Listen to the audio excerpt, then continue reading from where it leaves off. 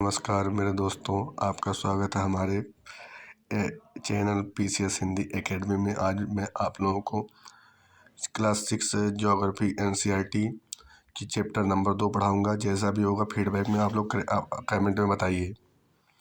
पिछले अध्याय में आप पढ़ चुके हैं कि हमारी पृथ्वी गोलाकार नहीं है, यह उत्तरी एवं दक्षिण ध्रुवों पर थोड़ी चपटी है तथा मध्य में थोड़ी उभरी हुई है। दोस्तों, जो मेरी पृथ्वी है वो गोलाकार नहीं है, यह उत्तरी एवं दक्षिणी ध्रुव पर थोड़ी चिपटी है तथा मध्य में थोड़ी उभरी हुई है। क्या आप कल्पना कर सकते हैं कि कैसी दिखती है? इस संबंध में जानकारी प्राप्त करने के लिए आप अपनी कक्षा में सावधानी पूर्वक ग्लोब को देखिए। ग्लोब पृथ्वी का लघु रूप है।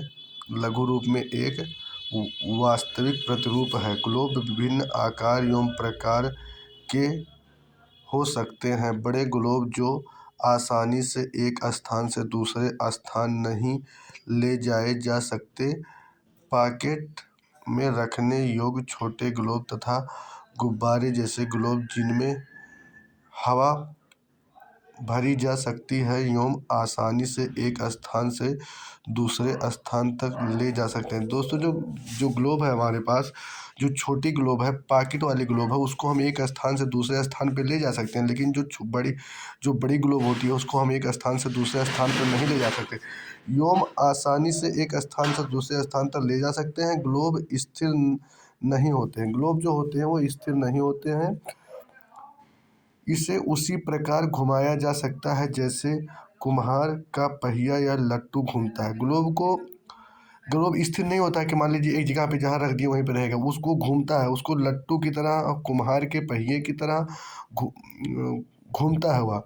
ग्लोब पर देशों, महाद्वीपों, महासागरों को उनके सही आकार में दिखाया जाता है। जो ग्लोब होता है, ग्लोब पे देश को, महाद्वीपों को, महासागरों को सही आकार में दिखाया जाता है। पृथ्वी के समान किसी ग्लोब पर किसी बिंदु की स्थिति का वर्णन करना कठिन है। अब प्रश्न यह उठता है कि इस पर किसी स्थान की स्थिति कैसे बताई जा सकती है। इसके लिए हमें कुछ बिंदुओं एवं रेखाओं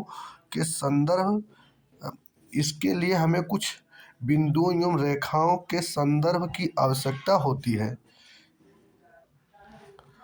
आप देखेंगे कि एक सुई ग्लोब में झुकी हुई अवस्था की स्थिति में होती है जिसे अक्ष कहा जाता है। जो ग्लोब में एक सुई होती है, अक्ष की तरफ झुकी होती है, उसे अक्ष कहते हैं। ग्लोब पर वे दो बिंदु जिनसे होकर सुई गुजरती है, उत्तर तथा दक्षिणी ध्रुव हैं। जो सुई है जिन बिंदु से होकर गुजरती है वो उत्तर तथा दक्षिण ध्रुव हैं। ग्लोब को इस सुई के चारों ओर पृथ्वी की भांति पश्चिम से पूर्व की ओर घुमाया जा सकता है। लेकिन याद रखें, इन दोनों में एक अंतर है। पृथ्वी पर वास्तव में ऐसी कोई सुई नहीं होती।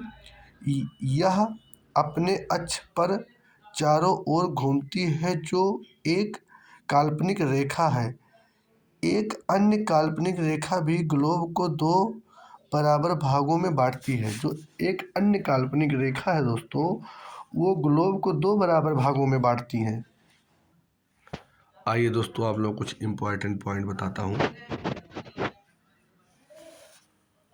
आओ कुछ सीखें। एक बड़ा सा गोलाकार आलू या गेंद लें। स्वेटर बुनने वाले सुई को इसके अंदर घुसा दें। यह सुई ग्लोब पर दर्शाए गए अक्ष के अनुरूप है। अब आप इस आलू या गेंद को उसके अक्ष पर बाएं से दाएं घुमा सकते हैं।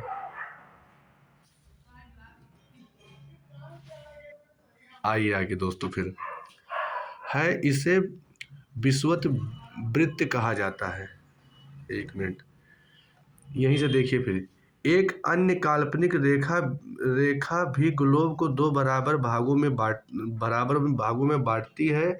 इसे विषुवत वृत्त कहते हैं। जो काल्पनिक रेखा होती है दोस्तों, जो ग्लोब को दो बराबर भागों में बांटती है, उसे हम विषुवत वृत्त कहते हैं। ये इंपॉर्टेंट पॉइंट है, आप लोग इसको देखिए। पृथ्वी के उत्तर में स्थित आधे भाग को उत्तरी गोलार्ध तथा दक्षिण वाले आधे भाग को दक्षिणी गोलार्ध कहा जाता है। ये दोनों बराबर के आधे भाग होते हैं। इस प्रकार विषुवत वृत्त पृथ्वी पर एक काल्पनिक वृत्त बनाती है एवं यह पृथ्वी के विभिन्न स्थानों की स्थिति बताने का सबसे महत्वपूर्ण संदर्भ बिंदु है। जो विषुवत वृत्त है दोस्तों, यह पृथ्वी की स्थिति को बताने का सबसे महत्वपूर्ण संदर्भ बिंदु है। विषुवत वृत्त से ध्रुवों तक स्थित सभी समानांतर वृत्तों को अक्षांश समानांतर रेखा कहा जाता है। अक्षांशों को अंश में मापा जाता है। जो अक्षांश होते हैं उन्हें अंश में मापा जाता है। विषुवत वृत्त शून्य अंश अक्षांश को दर्शाती है। जो हमारी विषुवत वृत्त होती है, शून्य अंश अक्षांश को दर्शाती है, क्योंकि विषुवत वृत्त से दोनों तरफ ध्रुवों के बीच की दूरी पृथ्वी के चारों ओर के वृत्त एक साथ 1/4 है। इसका माप होगा 360 अंश का 1/4 यानी 90 अंश का। इस प्रकार 90 अंश उत्तरी अक्षांश उत्तरी ध्रुव को दर्शाती है तथा 90 अंश दक्षिणी अक्षांश दक्षिण ध्रुव को दर्शाती है। इस प्रकार विषुवत वृत्त के उत्तर की सभी समानांतर रेखाओं को उत्तरी अक्षांश कहा जाता है तथा विषुवत वृत्त के दक्षिण स्थित सभी समानांतर रेखाओं को दक्षिणी अक्षांश कहा जाता है। दोस्तों, इस प्रकार जो विषुवत वृत्त है उसके उत्तर में सभी जो जितनी भी समानांतर रेखाएं होती हैं उन्हें उत्तरी अक्षांश कहा जाता है, और विषुवत वृत्त के दक्षिण में स्थित जो सभी समानांतर रेखाएं होते हैं उन्हें दक्षिणी अक्षांश कहा जाता है। एक मिनट दोस्तों, ये थोड़ा सा ये आप एक मिनट रुकिए। इसीलिए प्रत्येक अक्षांश के मान के साथ उसकी दिशा यानी उत्तर या दक्षिण को भी लिखा जाता है। सामान्यतः इसे उत्तर या दक्षिणी अक्षांश से व्यक्त किया जाता है। उदाहरण के लिए महाराष्ट्र में चंद्रपुर एवं ब्राजील दक्षिणी अमेरिका में बेलो होरिज़ोंटो दोनों एक ही अक्षांश 20 अंश पर स्थित है, लेकिन चंद्रपुर विषुवत वृत्त के 20 अंश उत्तर में एवं बेलो होरिज़ोंटो विषुवत वृत्त के 20 अंश दक्षिण में स्थित है। इसीलिए हम कहते हैं कि चंद्रपुर 20 अंश उत्तरी अक्षांश पर तथा बेलो होरिज़ोंटो 20 अंश दक्षिणी अक्षांश पर स्थित है।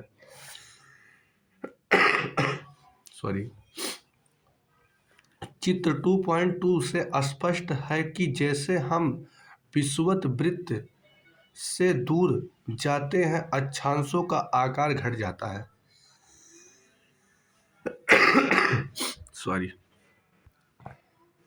क्या आप जानते हैं कि अपने स्थान से ध्रुव तारे का कोण माप कर आप अपने स्थान का अक्षांश जान सकते हैं?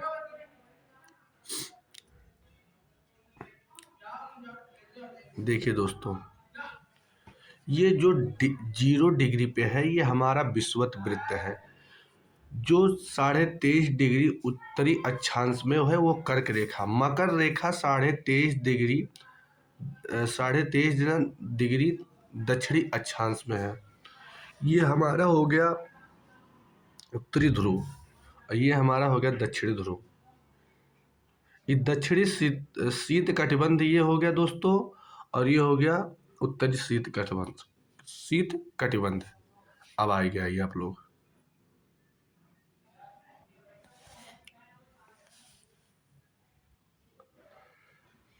महत्वपूर्ण अक्षांश समानांतर रेखाएं। विषुवत वृत्त जो है 0 अंश पर, उत्तरी ध्रुव 90 अंश उत्तर तथा दक्षिणी ध्रुव 90 अंश दक्षिण के अतिरिक्त 4 महत्वपूर्ण अक्षांश समानांतर रेखाएं भी हैं। ये हैं, इधर आइए आप लोग। पहला, उत्तरी गोलार्ध में कर्क रेखा 23 डिग्री उत्तर और दक्षिणी गोलार्ध में मकर रेखा 23.5 डिग्री दक्षिण। विषुवत वृत्त के 66 डिग्री उत्तर में उत्तर ध्रुव वृत्त, विषुवत रेखा के 66 डिग्री दक्षिण में दक्षिणी ध्रुव वृत्त। पृथ्वी के ताप कटिबंध कर्क रेखा एवं मकर रेखा के बीच सभी अक्षांशों पर सूर्य वर्ष में एक बार दोपहर में सिर के ठीक ऊपर होता है, इसीलिए इस क्षेत्र में सबसे अधिक ऊष्मा प्राप्त होती है तथा इसे उष्णकटिबंध कहा जाता है।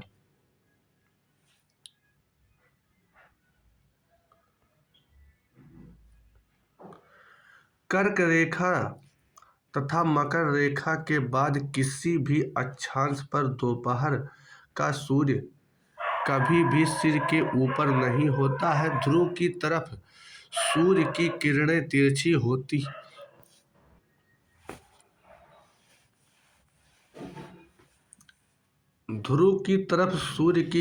तिरछी होती जाती हैं। इस प्रकार उत्तरी गोलार्ध में कर्क रेखा एवं उत्तर ध्रुव वृत्त तथा दक्षिणी गोलार्ध में मकर रेखा एवं दक्षिणी ध्रुव वृत्त के बीच वाले क्षेत्र का तापमान मध्यम रहता है, इसीलिए इन्हें शीतोष्ण कटिबंध कहा जाता है। दोस्तों ये इंपॉर्टेंट पॉइंट है, ये आप लोग देख लीजिए इसको। उत्तरी गोलार्ध में उत्तर ध्रुव वृत्त एवं उत्तरी ध्रुव तथा दक्षिणी गोलार्ध में दक्षिण ध्रुव वृत्त तथा दक्षिणी ध्रुव के बीच के क्षेत्र में ठंड बहुत होते हैं, क्योंकि यहाँ सूर्य क्षितिज से ज्यादा ऊपर नहीं आ पाता है, इसीलिए ये शीत कटिबंध कहलाते हैं। अब आइए आप लोग, देशांतर क्या है। आप लोगों को देशांतर के बारे में बताऊंगा कि देशांतर क्या है। आप लोगों का कंसेप्ट आज एकदम क्लियर कर दूंगा।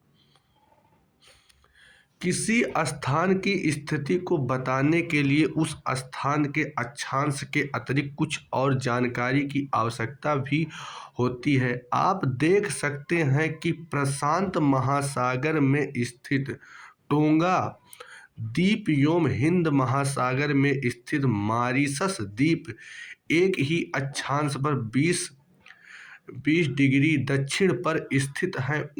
उनकी सही स्थिति जानने के लिए यह पता करना होगा कि उत्तरी ध्रुव को दक्षिणी ध्रुव से जोड़ने वाली संदर्भ रेखा से पूर्व या पश्चिम की ओर इन स्थानों की दूरी कितनी है। इस संदर्भ में रेखाओं के देशांतरीय यमनोत्तर कहते हैं तथा उनके बीच की दूरी को देशांतर के अक्षांशों में मापा जाता है। प्रत्येक अंश को मिनट में तथा मिनट को सेकंड में विभाजित किया जाता है। ये अर्धवृत्त हैं। उनके बीच की दूरी ध्रुवों की तरफ बढ़ते घटते जाती है। ध्रुवों पर शून्य हो जाती है जहां सभी देशांतरीय यमनोत्तर आपस में मिलती हैं। अक्षांश समानांतर रेखाओं से विभिन्न देशांतरीय यमनोत्तर की लंबाई समान होती है, इसीलिए इन्हें सिर्फ मुख्य संख्याओं में व्यक्त करना कठिन था। तब सभी देशों ने निश्चय किया कि ग्रीनविच, जहां ब्रिटिश राजकीय वेधशाला स्थित है से गुजरने वाली यमुनोत्तर से पूर्व और पश्चिम की ओर गिनती शुरू की जाए, इस यमुनोत्तर को प्रमुख यमुनोत्तर कहते हैं। इनका 0 डिग्री अंश देशांतर है तथा यहाँ से हम 180 डिग्री पूर्व या 180 डिग्री पश्चिम तक गणना करते हैं। प्रमुख यमुनोत्तर तथा 180 डिग्री यमुनोत्तर मिलकर पृथ्वी को 2 समान भागों, पूर्वी गोलार्ध एवं पश्चिमी गोलार्ध में विभक्त करती हैं। इसीलिए किसी स्थान के देशांतर के आगे पूर्व के लिए अक्ष पूर्व तथा पश्चिम के लिए अक्ष पश्चिम का उपयोग करते हैं।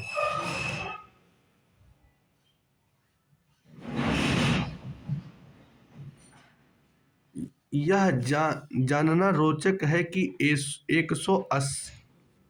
180 डिग्री पूर्व और 180 डिग्री पश्चिम यमुनोत्तर एक ही रेखा पर स्थित हैं। अब ग्लोब पर अक्षांश समानांतर रेखाओं एवं देशांतरीय यमुनोत्तर के द्वारा बनी ग्रिड को देखें। अगर आपको किसी स्थान के अक्षांश एवं देशांतर की सही जानकारी हो तो ग्लोब पर आप उस स्थान का पता आसानी से लगा सकते हैं। उदाहरण के लिए असम में धुबरी 26 डिग्री उत्तरी अक्षांश एवं 90 डिग्री पूर्वी देशांतर पर स्थित है। अब उस बिंदु को देखें जहां ये दोनों रेखाएं एक दूसरे को काटती हैं। यह बिंदु धुबरी की सही स्थिति होगी।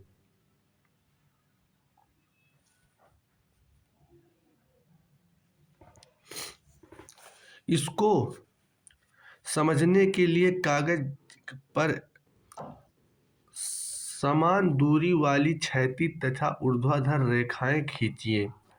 ऊर्ध्वाधर रेखाओं को संख्या 1, 2, 3, 4 से तथा क्षैतिज रेखाओं को का, खा, गा, घा, अंगा अक्षरों से व्यक्त करें। जिन बिंदुओं पर ये रेखाएं ऊर्ध्वाधर एवं क्षैतिज रेखाएं एक दूसरे को काटती हैं वहां कुछ छोटे वृत्त खींचे। इन छोटे वृत्तों को आ, बा, सा, दा तथा धा नामों से व्यक्त कीजिए। मान लीजिए कि ऊर्ध्वाधर रेखाएं पूर्वी देशांतर एवं क्षैतिज रेखाएं उत्तरी अक्षांश को व्यक्त करती है। आप ये मान लीजिए कि ऊर्ध्वाधर रेखाएं पूर्वी देशांतर एवं क्षैतिज रेखाएं उत्तरी अक्षांशों को व्यक्त करती हैं। इधर आइए, कुछ रोचक बात आप कुछ करके सीखें। एक वृत्त खींचिए। मान लीजिए कि प्रमुख यमुनोत्तर इसे 2 बराबर भागों में बांटती है। पूर्वी गोलार्ध एवं पश्चिमी गोलार्ध को रैंकर नामांकित कर दीजिए। उसी प्रकार एक दूसरे वृत्त खींचिए जिसे विषुवत वृत्त 2 बराबर भागों में बांटती है। अब उत्तरी गोलार्ध एवं दक्षिणी गोलार्ध में रंग दीजिए। इधर आइए आप लोग।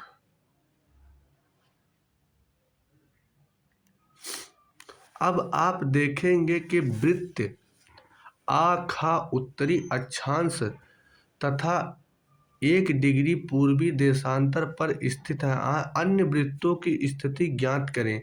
देशांतर और समय को मापने का सबसे अच्छा साधन पृथ्वी, चंद्रमा एवं ग्रहों की गति है। सूर्योदय एवं सूर्यास्त प्रतिदिन होते हैं, अतः स्वाभाविक ही है कि यह पूरे विश्व में समय निर्धारण का सबसे अच्छा साधन है। स्थानीय समय का अनुमान सूर्य के द्वारा बनने वाली परछाई से लगाया जा सकता है। दोपहर में सबसे छोटी एवं सूर्योदय तथा सूर्यास्त के समय सबसे लंबी होती है। ग्रीनिच पर स्थित प्रमुख यमुनोत्तर पर सूर्य जिस समय आकाश के सबसे ऊंचे बिंदु पर होगा उस समय यमुनोत्तर पर स्थित सभी स्थानों पर दोपहर होगी। चूंकि पृथ्वी पश्चिम से पूरब की ओर चक्कर लगाती है, अगर कोई पूछे कि पृथ्वी कैसे चक्कर लगाती है तो आप लोग ये पॉइंट नोट कर लीजिए। पृथ्वी पश्चिम से पूरब चक्कर लगाती है, अतः वे स्थान जो ग्रीनिच के पूर्व में हैं उनका समय ग्रीनिच समय से आगे होगा तथा जो पश्चिम में है उनका समय पीछे होगा। ग्रीनिच से जो पूरब में होंगे उनका समय आगे होगा और जो उनसे पश्चिम में होंगे उनका समय पीछे होगा। समय के अंतर की दर की गणना निम्नलिखित विधि से की जा सकती है। पृथ्वी लगभग 24 घंटे में अपने अक्ष पर 360 डिग्री घूम जाती है, अर्थात वह 1 घंटे में 15 डिग्री एवं 4 मिनट में 1 डिग्री घूमती है। इस प्रकार जब ग्रीनिच में दोपहर 12 बजते हैं तब ग्रीनिच से 15 डिग्री पूर्व में समय होगा 15 4 बराबर 60 मिनट, अर्थात ग्रीनिच के समय से 1 घंटा आगे, अर्थात वहाँ दोपहर का 1 बजा होगा, लेकिन ग्रीनिच से 15 डिग्री पश्चिम का समय ग्रीनिच के समय से 1 घंटा पीछे होगा, यानी वहाँ सुबह के 11 बजे होंगे। इस प्रकार जब ग्रीनिच पर दोपहर 12 बजे होंगे उस समय 180 डिग्री पर मध्य रात्रि होगी। किसी भी स्थान पर जब सूर्य आकाश में अपने उच्चतम बिंदु पर होता है दोपहर में उस समय घड़ी में दिन के 12 बजते हैं। इस प्रकार घड़ी के द्वारा दिखाया गया समय उस स्थान का स्थानीय समय होगा। आप देख सकते हैं कि दिए गए देशांतरीय यमुनोत्तर पर सभी स्थानों का स्थानीय समय समान है। हम मानक समय क्यों मानते हैं? अलग अलग यमुनोत्तर पर स्थित स्थानों के स्थानीय समय में अंतर होता है। उदाहरण के लिए बहुत से देशांतरों से होकर गुजरने वाली रेलगाड़ियों के लिए समय सारणी तैयार करना कठिन होगा। भारत में गुजरात के द्वारका तथा असम के डिब्रूगढ़ के स्थानीय समय में लगभग 1 घंटा 45 मिनट का अंतर होगा। इसीलिए यह आवश्यक है कि देश के मध्य भाग से होकर गुजरने वाली किसी यमुनोत्तर की स्थानीय समय को देश का मानक समय माना जाए। इस यमुनोत्तर रेखा के स्थानीय समय को पूरे देश का मानक समय माना जाता है। भारत में 82.5 डिग्री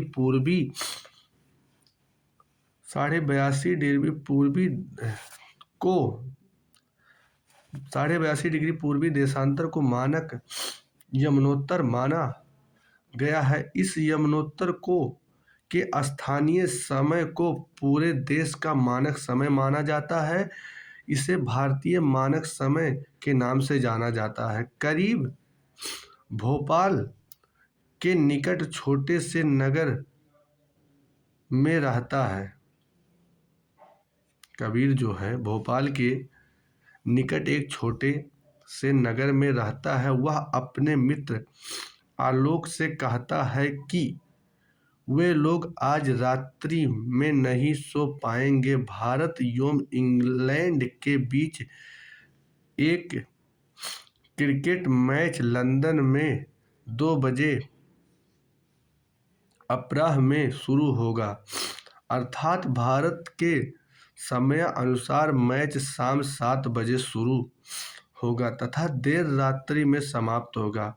क्या आप जानते हैं कि भारत एवं इंग्लैंड के बीच समय में क्या अंतर है? भारतीय ग्रीनविच पूर्वी 28.5 डिग्री में पूर्व 28.5 82 डिग्री पूर्व, सॉरी दोस्तों मैंने 28 बोल दिया, 82 डिग्री पूर्व में स्थित है तथा यह समय ग्रीनविच समय से 5 घंटा 30 मिनट आगे है। जो ग्रीनविच में समय निर्धारित किया गया है उससे भारत का जो समय है 5 घंटे 30 मिनट आगे है। ये क्वेश्चन पूछा है दोस्तों, ये इंपॉर्टेंट है, आप इसको नोट कर सकते हैं कि ग्रीनविच पे जो निर्धारित किया गया है समय, उससे भारत का मानक समय 5 घंटे 30 मिनट आगे है। इसीलिए जब लंदन में दोपहर के 2 बजे होंगे तब भारत में शाम 7:30 बजे होंगे।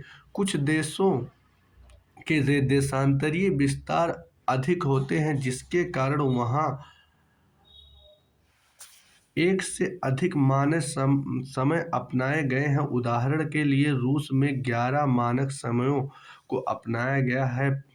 पृथ्वी को एक घंटे वाले 24 समय क्षेत्रों में बांटा गया है। इस प्रकार प्रत्येक समय क्षेत्र 15 डिग्री देशांतर तक को घेरता है।